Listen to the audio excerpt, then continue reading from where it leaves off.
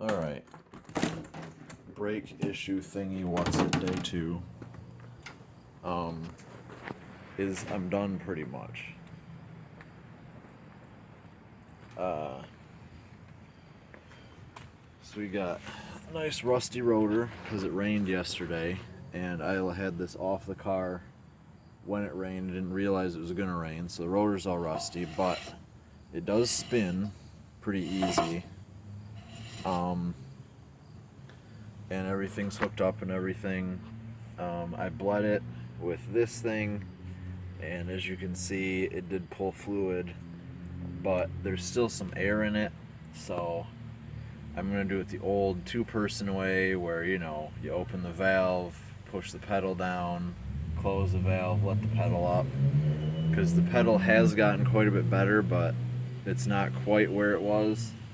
So I want to just make 100% sure, and then I can throw the wheel back on and be done. I do have to torque the wheel on the other side too. I didn't do that yesterday, so I gotta remember to do that, or else this wheel's gonna fall off on the way to work tomorrow, and that would really stink.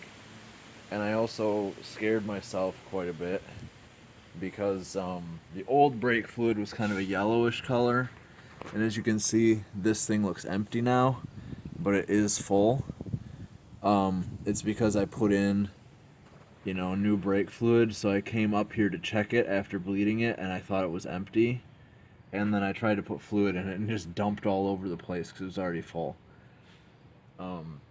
So that's something to remember, is instead of just looking at it, if you put new brake fluid in it, actually open this and look inside there with your eyes, because I've done that before. I did that in one of my shop classes. We were bleeding the brakes on a van, and somebody had me check the fluid, and I said, oh yeah, it's completely empty. And they were like, what? We just put a bunch of fluid in there. And then I was like, oh wait, hold on a second. I looked at it again, and sure enough, it was full, because I tried to put more fluid in, and it just dumped on the ground just like this. So just remember that that's a thing. It's not really something that should happen if you're paying attention, but when your brain decides it doesn't want to think right, that's what you get. So, yeah, this will be edited together with the end result video, and then that'll be it for today. So as you can see, the car is on the road again. There was actually one added thing that we had to do, well, that I had to do, because my dad just came over for a couple minutes to help me do the old-fashioned bleeding.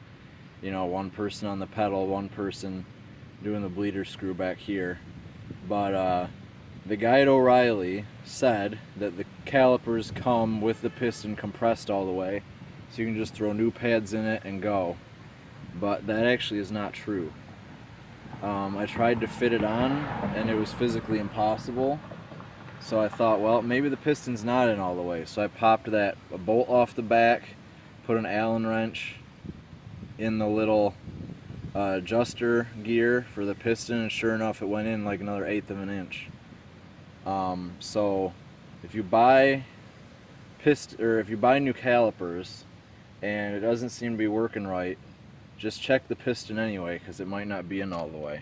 But I drove it around the block, and everything seems to be fine, back to normal.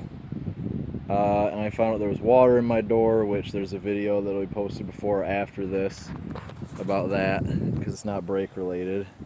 But that's it. So finally, victory after 2 days and probably 10 or more hours. All right, we're done.